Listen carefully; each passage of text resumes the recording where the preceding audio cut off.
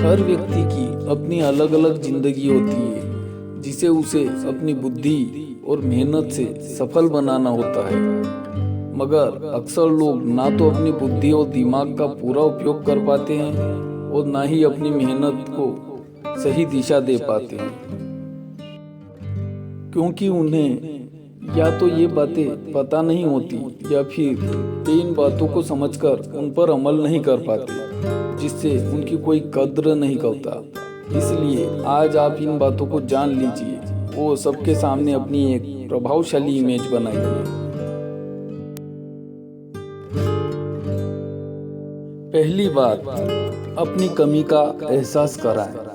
अगर आप बहुत ज़्यादा मेहनत करते हैं और आपको अपने काम में भी बहुत ज़्यादा महारत हासिल है, फिर भी कोई आपको तवज्जो नहीं देता, तो आप कुछ दिन अपने काम से ब्रेक ले लीजिए। फिर देखिए, सबको आपकी कमी का एहसास होने लगेगा, वो सब आपको तवज्जो देने लगेंगे।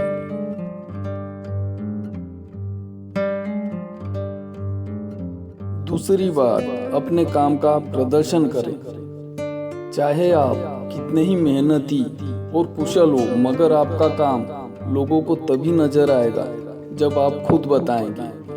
अपने काम को सबसे अलग दिखाने के लिए आप अपने रहन सहन में बदलाव करें और ज़्यादा से ज़्यादा मौके पर खुद को सबके सामने रखें। ऐसा करने से सब वो देखेंगे जो आप दिखाना चाहते हैं।